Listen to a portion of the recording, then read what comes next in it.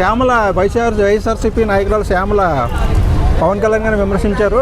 ఏ పథకాలు అమలు చేయట్లేదు, నీకేమీ ఉండవు కూడా అని చెప్పేసి, అందుకే నీకు ఒక చాక్లెట్ కూడా తీసుకో అని చెప్పేసి మోడీ గారు ఇచ్చారని చెప్పేసి విమర్శించింది. ఏంటి పవన్ కళ్యాణ్ గారు అంటే ఎందుకంత ఇదిగా పడుతుంది ఆవిడ పేడ్ ఆర్టిస్ట్. ఆవిడకి ఎందుకండి, ఏదో చిన్న చిన్న ఆర్టిస్ట్గా వచ్చి కష్టపడి ఎదిగింది కదా, టీవీ ఇండస్ట్రీలోనో సినిమా ఇండస్ట్రీలోనో ఎదిగింది, ఏదో క్యారెక్టర్లు చేసుకొని బతకొచ్చు కదా. మరి జగన్మోహన్ రెడ్డి ఎంత పొడుగు పెట్టాడో తెలియదు కానీ తేగ పడి చెబుతుంది.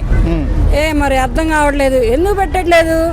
రేపు 22 రేపు జూన్ 12కి అమ్మఒడి పెడుతున్నాడా, ఉచిత బస్సు పెడుతున్నాడా, మరి ఇంకొకటి ఏదో పథకం విడుదల చేస్తున్నాడా? ఇన్ని విడుదల అవుతున్నాయి కదా.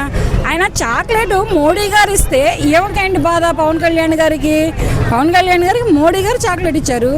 ఏమి ఇంటికి వెళ్ళి ఏం పిల్లలకో ఏమో ఆయనకు ఇవ్వలేదు కదా, లేదా ఏమైనా పిలిచి స్టేజ్ మీదకి ఎక్కేమి పిలవలేదు కదా. ఆ చాక్లెట్ తిని మేము శ్రోత పడిపోలేదు కదా, సినిమాలో పడిపోయినట్టు. మరి పడిపోయినప్పుడు ఈ ఏదో బిల్డప్లు, ఎక్స్ట్రా ఓవర్ డైలాగులు ఇవన్నీ ఎందుకు ఈ అమ్మాయికి? అంటే సింపుల్ గా పథకాల గురించి అడుగుంటే బాగుంటది కానీ చాక్లెట్లు అయ్యా ఎక్స్ట్రా వద్దండి. చాక్లెట్లనే ఎక్స్ట్రా ఎందుకు? ఇప్పుడు చాక్లెట్ మోడీ గారు కూడా తింటారు. అది ఏంటంటే కొంచెం గొంతు, ఎందుకంటే వీళ్ళు ఎక్కువ శాతం మాట్లాడుతూ ఉంటారు కనుక స్వరపేటకి బాగుంటుంది, కొంచెం గొంతు మాట్లాడడానికి అవకాశం ఉంటుంది అని చెప్పేసి చాక్లెట్. నేను మాట్లాడుతున్నాను, నేను ఒక ఆపరేటర్ మంచిలో అయితే నాకు కూడా గొంతు బాగుంటుంది. పథకాల గురించి అడగడం తప్పు కాదు కదా, పథకాలు ఇస్తున్నారో తెలుసుకోవాలి కదా. మరి పథకాల గురించి మాట్లాడు, చాక్లెట్ గురించి నీకేం రైట్ ఉందమ్మా మాట్లాడడానికి? ఇది రాంగే కదా. ఏం మాట్లాడదాని చేత కాకపోతే నువ్వు కెమెరా ముందుకు రామాక. 10 నుంచి ఆయనకి 10 ఏమైనా ఇచ్చాడా జగన్మోహన్ రెడ్డి? చెప్పు. ఎమ్మెల్యే ఇచ్చాడా, ఎమ్మెల్సీ ఇచ్చాడా, ఎంపీ ఇచ్చాడా, వార్డు కౌన్సిలర్ ఇచ్చాడా, కొన్ని స్ట్రీట్ లీడర్ ఇచ్చాడా? ఏమీ ఇవ్వలేదు. ఎక్కడో హైదరాబాద్లో ఉండి నువ్వు ఆంధ్రప్రదేశ్ రాష్ట్రం గురించి మాట్లాడతావేంటి?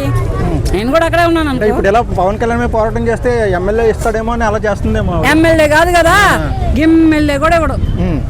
సర్పంచ్ కూడా అవదంటారా? గిమ్మ కొడతారు ప్రజలైతే.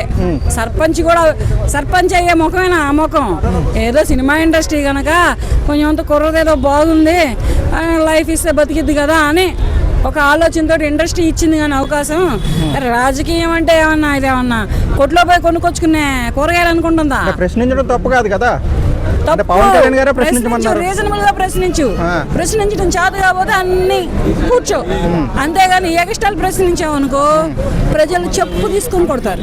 అంటే పథకాలు మరి ఇవ్వట్లేదు అన్నది ఎప్పటి నుంచి ఇస్తున్నారు? ఉచిత బస్సు పెట్టాడు కదా, రేపు జూన్ 12వ తారీఖు అమ్మఒడి పెట్టాడు, ఉచిత బస్సు పెట్టాడు, రైతు భరోసా పెట్టాడు, ఇవన్నీ పెట్టాడుగా.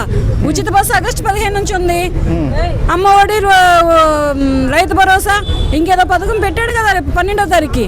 ఇంకేం కావాలి నీకు? ఏదైనా నీకు దమ్ముంటే అమ్మాయి శ్యామల నీకు చెబుతున్నా, వాళ్ళిద్దరినీ కూర్చోబెట్టి ఫేస్ టు ఫేస్ మాట్లాడు. నాకు మాట్లాడే అవకాశం ఇస్తే నేను మాట్లాడతా. నీకు మళ్ళీ వెనక మరల కోతలు కొయ్యను, చేతగాని కోతలు, చేతని కోతలు కొయ్యను. నాకు జగన్మోహన్ రెడ్డితో మాట్లాడే అవకాశం వచ్చినా మాట్లాడతా. పవన్ కళ్యాణ్ గారు అండ్ నారా చంద్రబాబు నాయుడు గారు, లోకేష్ గారు, వీళ్ళందరితో ఫేస్ టు ఫేస్ కూర్చొని మాట్లాడగలిగే డేరింగ్ డాషింగ్ ఉన్న లేడీని.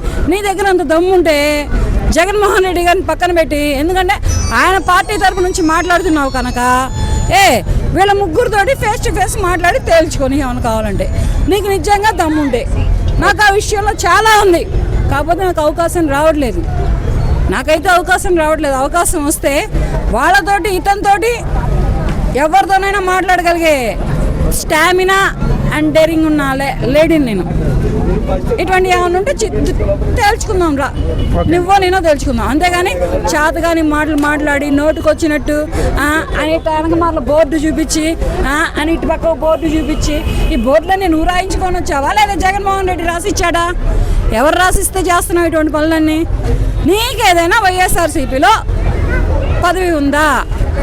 నాకైతే లేదు, ఎక్కడ నాకైతే లేదు. నేను మాట్లాడతా, నేను అన్ని పార్టీల గురించి మాట్లాడతా, అన్ని సినిమాల గురించి మాట్లాడతా, ఒక అమ్మాయి అబ్బాయి గురించి మాట్లాడతా, ఏదన్నా అబ్బాయికి అన్యాయం జరిగితే మాట్లాడతా, ఏదైనా అమ్మాయికి అన్యాయం ఇట్లా మాట్లాడతా నేను. కానీ నువ్వు వైఎస్ఆర్సీపీని ఒక్కదాన్నే జెండా పట్టుకొని భుజాన్ని ఎందుకు వేసుకొని తిరుగుతున్నావు నాకు అర్థం కావట్లేదు. Okay, thank you.